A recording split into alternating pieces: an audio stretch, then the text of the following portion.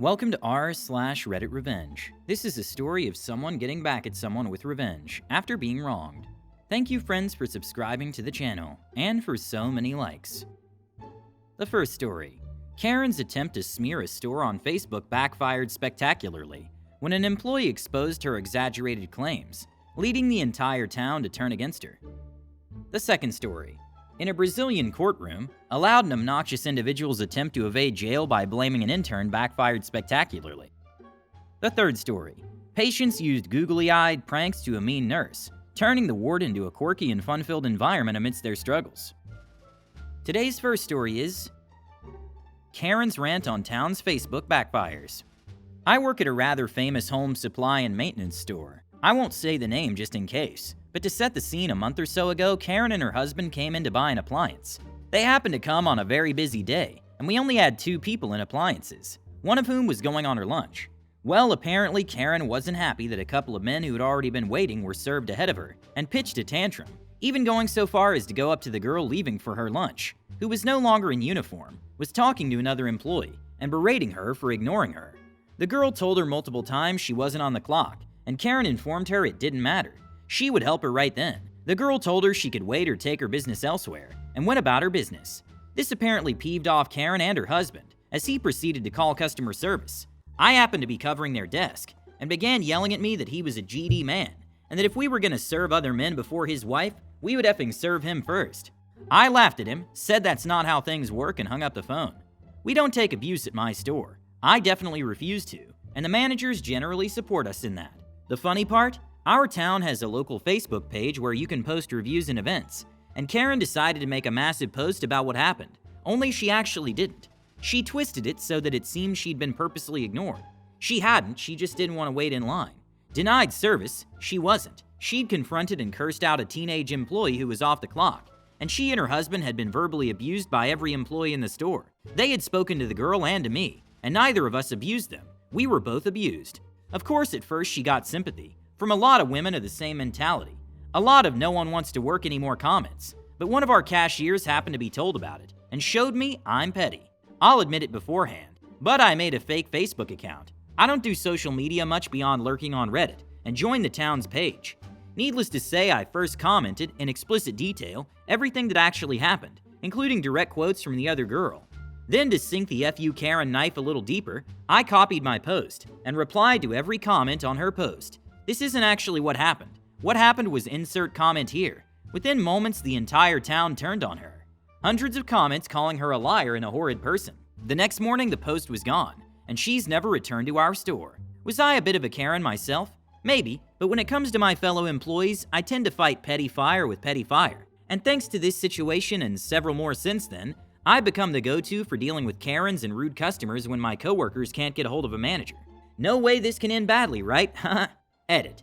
Dear gods at the amount of people asking what GD man meant. I didn't say it, people, it was a quote. I'm assuming he was self-censoring GD man, though I have no idea why. He didn't have any issues using other profanities, which he made clear. Second edit. I'm not going to be commenting anymore on anyone guessing where my place of employment might be. Sorry, mate.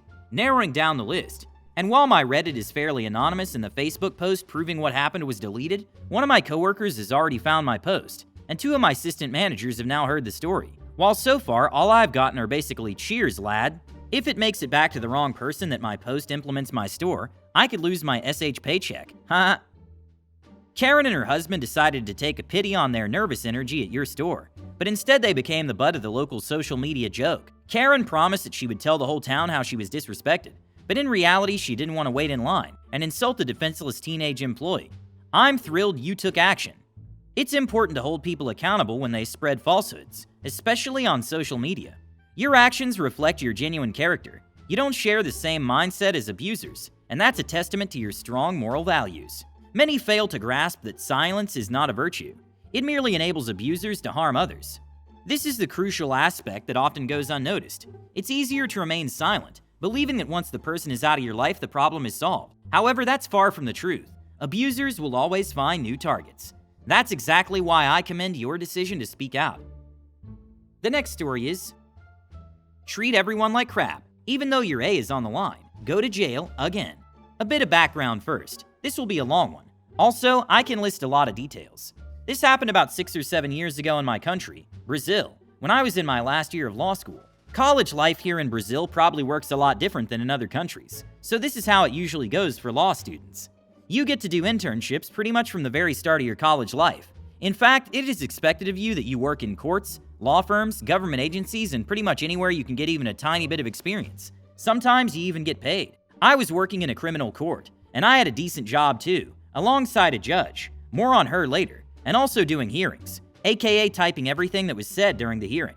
Also, here in Brazil, each city has its own jurisdiction, and each jurisdiction is then subdivided in numbers. For example, the criminal jurisdiction of my city has 12 criminal courts, or varas, as we call them here. Each number has its own judge, judiciary employees, and interns. I worked with the judge of the Ninth Court, and this court handled exclusively people who had been tried, found guilty, served some jail time, and were on something like probation. Here in Brazil, we don't have probation offers. When you're released from prison, it is your obligation to come back every month in the court's registry office to provide information about yourself, where you're currently living, where you're working, where you're studying. If you miss a single one of these appearances, you can be sent back to jail, which happens a lot.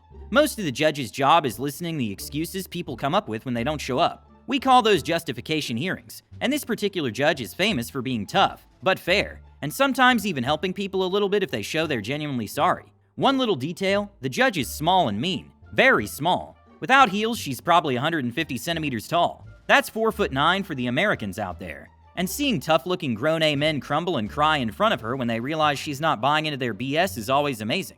This is where the story finally begins. Jay will be the judge, me will be me, and SP will be stupid perp. We were doing the justification hearings scheduled for that day, until one guy is called and comes into the room speaking loudly, not yet screaming, that he shouldn't be there since someone in the court registry said he didn't have to show up last month. The judge asked him a few questions, why he didn't present himself, what was he doing, etc., and his response was always the same. One woman told him the last time he came that he could skip the mont. He gave no reason for why someone would say that to him, just that he had been told that. I have to inform you that this sometimes do happen, but usually it's for everyone who have to present themselves, not for one single guy, and even if his presence was waived for whatever reason, and for whatever how long there would be a note in his file, detailing who waived his presence, why and for how long, there was no such thing in this file. The guy was getting louder and obnoxious by the minute, calling the people in the registry office incompetent, that if he went to jail because of someone else's fault, someone would pay. He did not get quiet when the judge threatened to send him to jail right away, but got louder again the next minute. By this point, everyone was fed up, the judge, the MP, and me, but because of the slim possibility that someone in the registry really did screw up, it's Brazil. It happens more times than we care to admit. She told me to go there with SP, and find out who was that told him he could skip that day and why there was no information on his file. So me and SP get up and go to the next building, where the registry of the Ninth Court is located, and also where he was supposed to show up. As soon as we enter the room, he points to one of my colleagues, a woman, and the conversation goes something like this. SP, that one, that be there. Me, no need to shout. I was trying to prevent my friends in there from listening to this guy's nonsense. Are you sure that it's her? SP, yes, I'm sure. She told me I didn't have to come this month and didn't write in my file. I remember her because she's brown. He really said that, but it wasn't like he was being racist. I think he just grabbed the first fact about the girl and used as proof of what he'd been saying. Even so, being pointed at by someone screaming and saying the color of your skin aloud makes anyone uncomfortable. Me again. No need to shout. Are you really sure it's her? SP. Yes. Me. Okay, then let's go back. I immediately turned around and went back, and as soon as we were sitting in our seats in the hearing room, the judge asks me, Jay, so Ariel, who said he could skip this month? Me. Well, he pointed me who supposedly told him that, and I made sure he had the right person. The only problem is that the intern he said did it started working here 2 days ago, so there's no way she was here last month to attend him. The look on the guy's face brings a smile to my face to this day. Sadly, he didn't cry. I guess it's obvious he went back, and I never saw him again, since I graduated a few months later and couldn't work there anymore. That's why you should never insult those who have the power over your future, especially when it's a 150-centimeter tall judge. Here in Brazil, it seems that every day can be a new challenge. From a law student to a real-life detective, this story definitely deserves a crime comedy script. This guy decided to insult everyone he met in court and went back to prison. Along the way, he tried to blame his colleagues in the registry office and drew the judge's wrath. The judge was a small woman, but her courage and determination were boundless. She easily punished this annoying character. This is a real case of how to get a one-way ticket to prison, and even a mini detective story. Even in court, you can't win by playing with justice and insulting others. After all, it always leads to funny situations when you just end up where you started, in prison. The third story is, we drove a mean nurse nuts with googly eyes. Before I go into why this specific nurse in my psychiatric hospital deserved the googly eyes, I should mention that this woman is an exception, and the people working in psych hospitals are generally great people. Psych hospitals, at least in countries with well-funded healthcare, are a great resource to get better. 3 years ago, I, female 24 at the time, spent a total of 12 weeks in psychiatric hospital for severe depression and PTSD. On my second day during a group feedback session, a patient asked for a window to be opened. A nurse, the wrinkle named after the prominent scowl wrinkle between her eyebrows and the fact that her name rhymed, responded, "Are you dumb? It's February." I immediately hated her. She also regularly made patients cry, insulted them, yelled at them for small mistakes, made up random rules like no TV during meals even if everyone wanted to watch, and worst of all, sent away patients with serious problems if they disturbed her meal. She yelled at me and others while I had a panic attack because she was busy with her dinner. Sorry if I interrupted you with your job.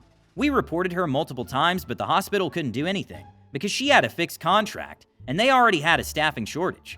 With the complaints not working, even her ignoring patient emergencies not having any consequences, and us being unable to do anything bad without risk of losing our treatment spots, we were left with petty revenge. So a patient friend, male 26, and I brought a large packet of googly eye stickers. We started putting googly eyes on the rule paper with random new made-up rules only applicable during her shift that she hung on the office door, then on her photo which hung in the lobby with all the other employee photos. The wrinkles started angrily taking those down, but we added new googly eyes during her every shift. Other young patients started joining by putting googly eyes in all common areas where she was. The friendly dinosaur at the sink reminding you to wash your hands, the coffee machine, the fridge, magnets on the timetable magnet board, the calendar, the entry sign, and the office door all got googly eyes, and it peeved the wrinkle off. Every shift she would be too preoccupied searching for all these taunting googly eyes to yell at patients. The doctors and therapists, not knowing the reason for all the googly eyes, started encouraging us to continue being silly and having fun decorating the ward. We all started sticking googly eyes to our foreheads and running around like some sort of mental patients from the psych hospital. When in Rome, the wrinkle eventually retreated and left us patients alone. I left 4 weeks into our googly terror campaign, but patient friends reported that the wrinkles soon left the ward. And even months after I left, my therapist still found random googly eyes and said they reminded him of us. As you can tell, it's not all sad on the depression ward. The patients have a lot of dark and silly humor, and when you're bored, have no reputation to lose, and start to rediscover fun, day-to-day life becomes very silly. Between chubby bunny karaoke, rollerblade table tennis, and jello sculpting, getting forcibly admitted to the psych ward was, despite one mean nurse, a life-saving and actually enjoyable experience. This story is simply incredible. It turns out that even the wrinkled nurse could not withstand the attack of the round lightning eyes. Apparently, these lightning bolts were the only job she couldn't handle. Perhaps next time we can try sending her a pack of laughter to get rid of her wrinkles. Isn't it great when laughter wins over anger? I hope you enjoyed these stories. Hit the like button and subscribe to the channel. Have a good day.